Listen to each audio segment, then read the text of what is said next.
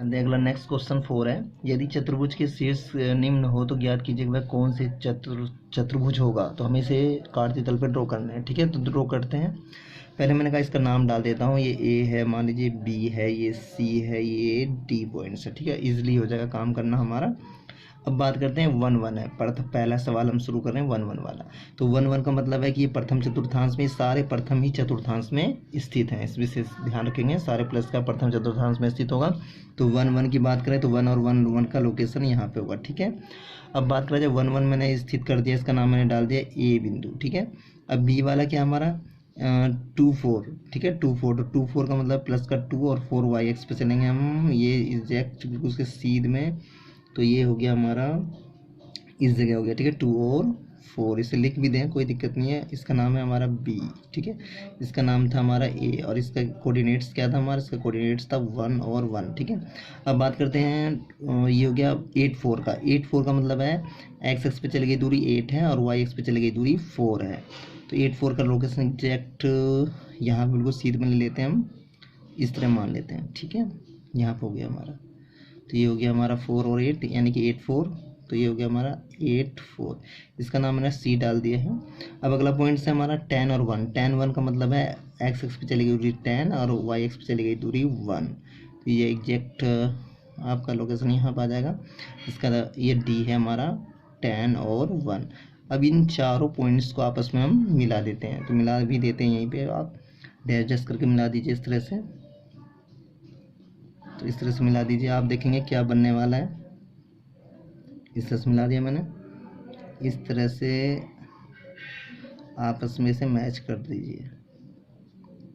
तो आप देख पा रहे हैं ये हमारा क्या बन गया, ये हमारा बन गया समलंब। अब अगला पॉइंट्स करते हैं, इसे हम लिख देंगे अभी थोड़ी देर में। ये क्या बन गया हमारा, समलंब बन गया। यहाँ लिख दीजिएगा समलंब। क्या बन गया, आकृति हमारी समलंब की। ठीक है, तो इसका आंसर है समलंब।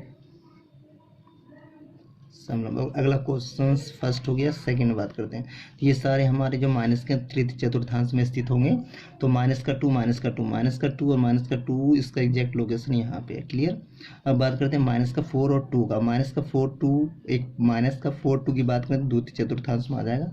माइनस 4 2, तो माइनस का 4 ये रहा और 2 ये रहा। एग्जैक्ट लोकेशन इसका मैंने लिख दिया ये रहा। ठीक है, इसका नाम भी डाल देते हैं। इसका नाम पी है, क्यू ले लीजिएगा, आर कह दीजिएगा, इससे एस कह दीजिए। ठीक है, तो मैंने पी का पॉइंट्स का नाम कहाँ डाला था मैंने, पी। ये तो हो गया हमारा पी पॉइंट और ये हो गया हमारा क्यू पॉइंट्स। ठीक है, क्यू पॉइंट्स क्या है, माइनस का 4 2 और पी पॉइंट्स क्या था, माइनस का 2 माइनस का 2। ठीक है, ये तो आपको पता ही है, माइनस का 2 माइनस का 2 है। ठीक है, अब अगला पॉइंट्स बात करें, और माइनस का 6 और माइनस का 2, माइनस का 6 और माइनस का 2। तो इसका एग्जैक्ट लोकेशन होगा -6 -2 की बात करा जाए तो ये रहा आपका। ठीक है, -6 -2 इस जगह स्थित होगा। इसका नाम डाल दीजिएगा आर, इसे लिख भी सकते हैं -6 -2। अब बात करा जाए एस, -4 -6, तो माइनस का 4 ये रहा, माइनस का 6 थोड़ा सा नीचे चलेंगे हम।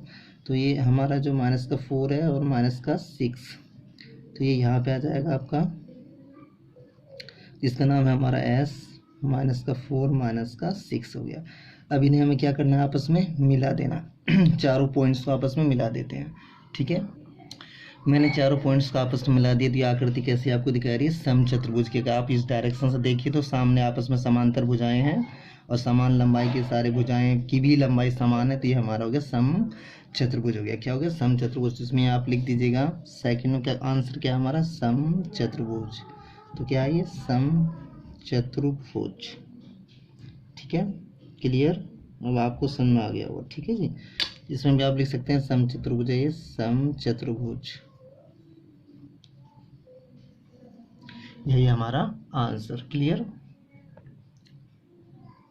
क्वेश्चन नंबर 5 में देखिएगा आप, बिंदु दे रखा है। पहला क्वेश्चन है एम बिंदु और एन बिंदु को हमें जो है काटती तल पे दर्शाना है। तो शुरू करते हैं, वही पुराना कार्य अपना।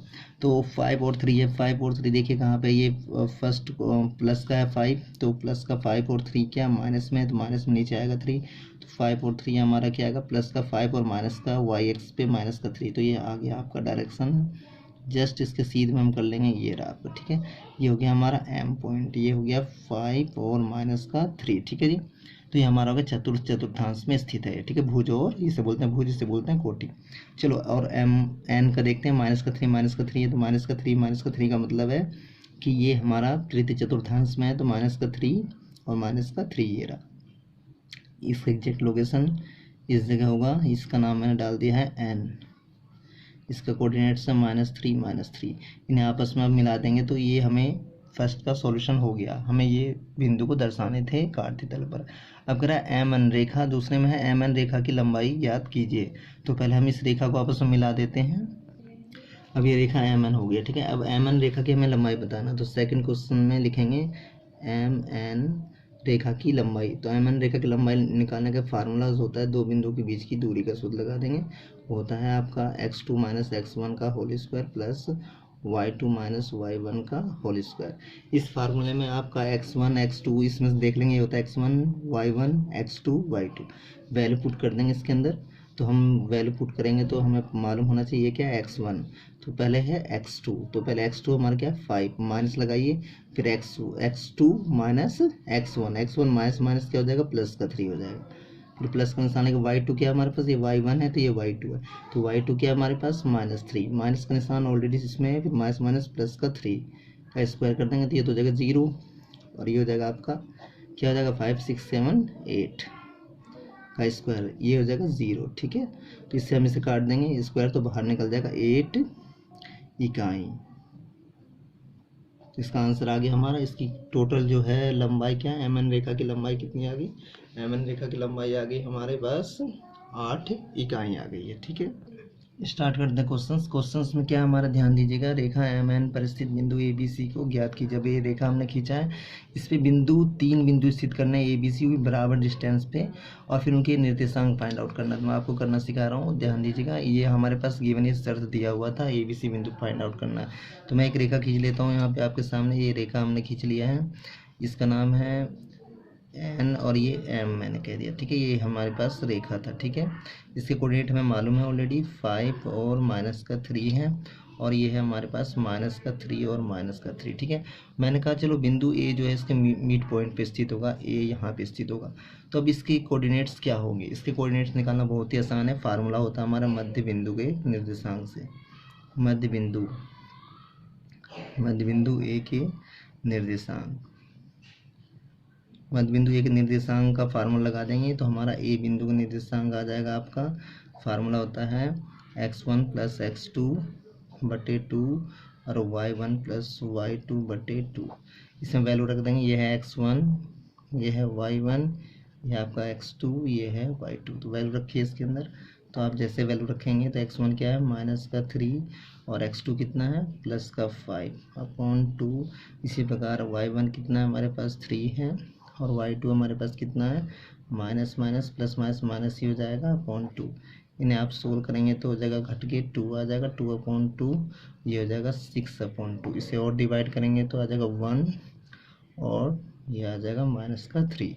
तो 1 और -3 आ गया। क्लियर हो गया ये हो गया आपका ए का, ठीक है। अब पुनः दोबारा करेंगे, दोबारा आप चाहे तो एक चित्र दोबारा खींच सकते हैं। मान लीजिएगा ये एन है, ठीक है, और इस बार इसे ए को डिस्टेंस को कवर करके इसे ए मान लीजिए, ठीक है। इसके बीच में ले लेते हैं हम, कोई सा भी पॉइंट्स ले लेंगे इसके बीच में, एम और एन के बीच में ले लेते हैं हम, एम और ए के बीच में ले लेते हैं हम, क्या ले लेते हैं हम, कुछ भी ले लीजिएगा, बी ले लीजिए, चलो अब बी ले लेते हैं, ठीक है। तो एन का कोऑर्डिनेट्स क्या है -3 और -3, और ए अभी हमने निकाला था 1 और -3।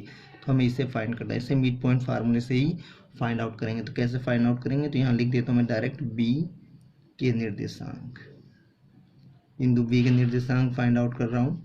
तो कैसे फाइंड आउट करेंगे, तो ध्यान दीजिएगा, ये अब आपको पता ही है x1 है, ये y1 है, ये x2 है, ये y2 है। तो मैं इसमें डायरेक्ट रख रहा हूँ, x1 x2 होता है तो -3 + 1/2, और ये है -3 और y2 -3/2। इसे सोल्व करेंगे आप तो क्या आएगा आपके पास, तो ये जगह घट के -2/2, ये आ जाएगा 6/2। डिवाइड करेंगे तो -1 और 2 3 6 -3, ये आ गया आपका आंसर, बिंदु बी के निर्देशांक आ गए, ठीक है। इसी प्रकार बिंदु सी है ना, सी के निर्देशांक भी निकाल देंगे आप। तो सी का निर्देशांक निकालना बहुत ही आसान है। तो सी के निर्देशांक के लिए क्या करेंगे, एक बार और चाहें तो आप एक बार पुनः और पिक्चर ड्रॉ कर सकते हैं। तो इस बार आप चाहें तो इस बार m और n के बीच में ले लीजिए। मान लीजिए a है, ये m है, 5 है, -3 है, इन दोनों के बीच में ले लेते हैं इस बार, ठीक है। तो a हमारा 1 और -3 है, तो इसे मैंने बीच में ले लिया, इसे मैंने कह दिया c पॉइंट्स है। अब c के निर्देशांक निकालना बहुत ही इसलिए इसी प्रकार आप निकाल देंगे, बहुत ही ईजी फार्मूला। तो ध्यान दीजिएगा, सी बिंदु का निर्देशांक निकालने के लिए वही पुराना काम है, ये x1 है, ये y1 है, ये x2 है, ये y2 है, ठीक है। तो हमने वही करा, x1 + x2/2 y1 + y2/2 से डिवाइड करा, तो हमारे पास आंसर आ गया 3, ठीक है। तो ये आ गया आपका ABC बिंदु के निर्देशांक आ गए, सही है।